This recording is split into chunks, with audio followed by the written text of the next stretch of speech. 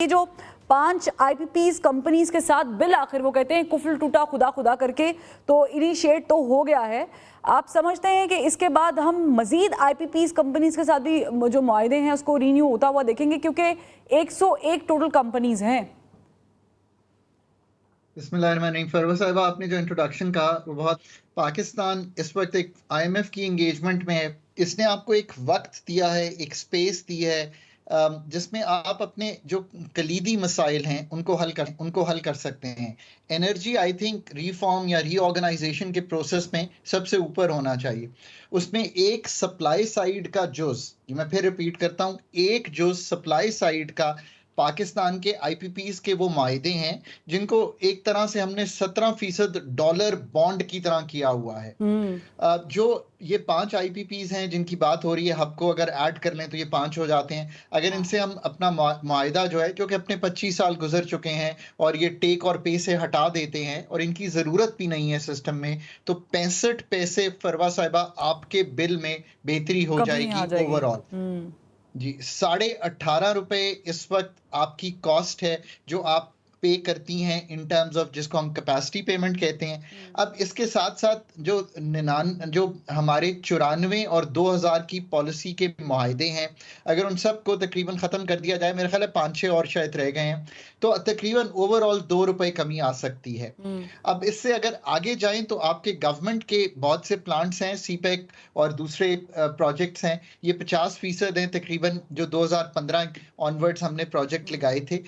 इसमें कोई रुपए सवा रुपए की गुंजाइश है। और फिर जो बड़ा आई थिंक चंक है वो आता है जब आप आईपीपीज, वो जो आपने चाइना और सीपेक के साथ लगाए हुए हैं, उसमें कहीं भी मैं कहता हूं कि 2 से 3, 3.5 रुपए की गुंजाइश है। अगर वो डेट वो आप बंद नहीं कर सकते, पर जो कर्जा लिया है फरवा, वो ये हम कह सकते हैं कि मैंने फरवा को वापस करना था 3 सालों में, तो मेरी आपसे गुजारिश है कि मुझे 3 साल का मॉरेटोरियम दे दीजिए। आप 3 साल बाद मुझसे अगले 15 साल में वो कर्जा ले लीजिएगा। तो जो अगले 3 साल की बोझ अगर मैं निकाल दूं, तो जो आपका बिल है, यानी कि कौम का बिल जो है, वो कहीं 1-2 रुपए से लेके ये बड़ा इंपॉर्टेंट पॉइंट आप डॉक्टर साहब डिस्कस कर रहे हैं। इसी से रिलेटेड मेरा अगला सवाल भी है। मुझे ये बताइएगा, ये तो चले हम वे सेलिब्रेटिंग के चलो 5 कंपनीज ने ये कर दिया है, लेकिन आपको लगता है कि क्या बाकी कंपनीज भी रजामंदी, जैसे कि आपने बताया कि सीपेक के साथ भी जुड़ी हुई हैं, तो बाकी कंपनीज भी क्या इसको रिविजिट करेंगी? ऐसा तो नहीं कि हमें रेकॉर्ड की तरह फिर इंटरनेशनल कोर्ट में जाना पड़ जाएगा और हमारे लिए वो एक गले की हड्डी साबित होगी? देखिए, जहाँ तक तो ताल्लुक है सरकारी कंपनीज का, उनका तो जो रिटर्न ऑन इक्विटी, यानी कि जो हमने 20% लगाया हुआ है, आई थिंक पीएसडीपी के थ्रू या जैसे भी लगाया हुआ है, वो कम करना है तो हुकूमत खुद कम कर सकती है। तो वहां तो मैं समझ सकता हूँ 1 रुपया सवा रुपया कम हो जाएगा। और जहाँ तक चाइनीज प्रोजेक्ट्स का ताल्लुक है जो सीपेक के अंडर हैं, उसमें आई थिंक वक्त भी लगेगा और उसमें हर डेट को देखा भी जाएगा। हमने एक फाइनेंशियल एडवाइजर चाइना में हायर किया है पाकिस्तान ने, और वो अब इन प्रोजेक्ट्स में से गुजरेगा, किसका डेट कितना मौखर हो सकता है। ये अगले 5 साल 6 साल तक का डेट है, मेरे ख्याल है 33 तक जाता है। तो किस किस को तकरीबन मेरे ख्याल है $15.5 अरब हैं जो वापस होने हैं। अगर हम इसको मौखर करते हैं, कुछ को रीप्रोफाइल करते हैं, तो ये कैसे सारा कुछ वर्कआउट करेगा, किन टर्म्स पे, उसमें मुझे उम्मीद है कि कुछ ना कुछ तो जरूर आ जाएगा। सो कहीं मैं समझता हूं कि ऑन द मिनिमम 2 रुपए से लेके 6 रुपए मैक्सिमम के दरमियान एक रिलीफ का जो आंसर है, यानी कि टैरिफ में जो कमी है, वो आपको दिखाई दे सकती है। So that's a good story for Pakistan to tell. ये अच्छा कदम है, ये अच्छा वक्त है ये काम करने का। And also we say this in English that something is better than nothing. So there is something, तो we should celebrate that. लेकिन another question for you doctor साहब के what are the alternatives? क्योंकि पाकिस्तान के अंदर कोयला भी मौजूद है, विंड के थ्रू भी हम बिजली पैदा करने की कोशिश कर रहे हैं, बाकी पेट्रोल डीजल और ये सब चीज़ें तो हैं ही मीन्स ऑफ प्रोडक्शन जो इलेक्ट्रिसिटी के हैं। क्या कोई पाकिस्तान कुछ चेंज ला सकता है स्ट्रेटजी में? देखिए ना, अब तो बात हुई कि एक जो सप्लाई साइड का हैंडल हुआ है, अगले चंद सालों में लोगों को मालूम नहीं है 17,000 मेगावाट नई कैपेसिटी हमने जो है कॉन्ट्रैक्ट आउट की हुई है। डायमीर भाषा है, बल्लो की है, बाकी प्लांट्स हैं।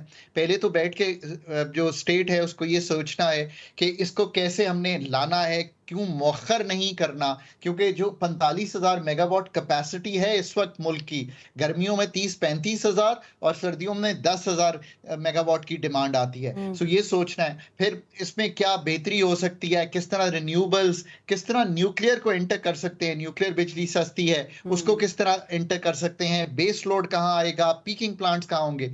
सो सप्लाई साइड का सबसे बड़ा जुज तो अगले 17,000 मेगावाट की कैपेसिटी को संभालना है।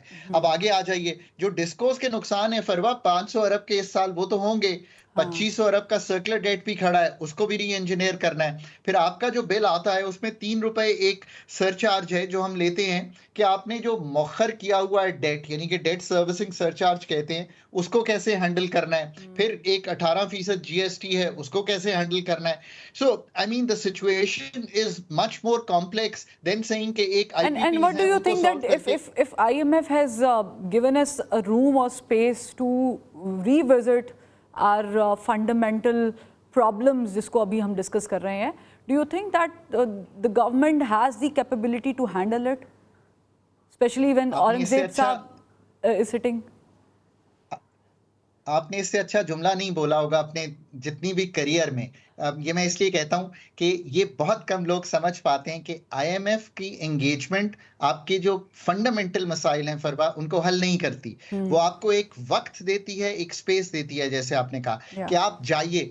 अब आपने एनर्जी हल करना है, इन्वेस्टमेंट साइड को देखना है, पाकिस्तान की पैदावारी सलाहियत को ठीक करना है, पाकिस्तान का जो मालियाती चैलेंज है, जो नुकसान करते हैं आप, कमाते कम हैं खर्च ज़्यादा करते हैं, इन दोनों साइडों को ठीक कर रहा है। और एक मैं बहुत अहम बात अब आपके, मैंने कभी पहले प्रोग्राम में ये नहीं कही, फंड के साथ अब जो एंगेजमेंट है ना वो सिर्फ फेडरल गवर्नमेंट की नहीं है। अब 5 मालियाती खसारे हैं जो आपने संभालने हैं। 5 हुकूमतें हैं पाकिस्तान में जो खर्च करती हैं और कमाती भी हैं। आपने जाके अगले 3 से 5 साल में आईएमएफ की अम्ब्रेला के साथ साथ इसको ठीक करना है और आसानी पैदा करनी है कि कारोबार आगे चले। अगर तो 3 से 5 साल बाद मैं जहां भी हूं, पाकिस्तान में हूं, अब्रॉड हूं, आप मुझे इंटरव्यू कर लेना, अगर इन 5 जो जुज मैंने आपके सामने रखे हैं, एनर्जी, इन्वेस्टमेंट, पैदावारी सलाहियत, मालियाती खसारा और रेगुलेटरी ईजिंग, अगर ये वक्त हमने संभल के, समझ के, प्रोफेशनल कैपेबिलिटी ऐड करके संभाल लिया तो पाकिस्तान, आप यकीन कीजिए, इतना मुश्किल नहीं है सूरत हाल जितनी आज दिखाई दे रही है।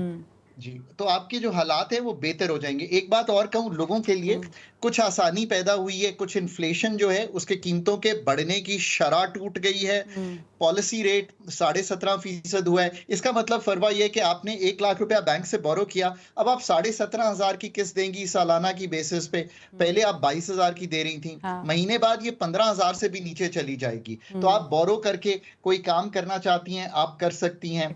कुछ इंटरनेशनली तेल की कीमतें कम हुई थी, रुपया आपका मुस्तहकम हुआ था, आपको थोड़ा सा रूम मिला, तेल की कीमत पेट्रोलियम प्रोडक्ट्स की कम हुई, सो थोड़ी सी आसानी पैदा हुई है। और इस पे मुझे आपने बड़ी अच्छी एक मिसाल याद करा दी कि जो कहते हैं नवाज शरीफ साहब के हमने तेल बहुत सस्ता कर लिया था, इसमें इंटरनेशनल फैक्टर भी शामिल था। आप बिल्कुल ठीक कह रहे हैं डॉक्टर साहब, thank you so much for giving us your time.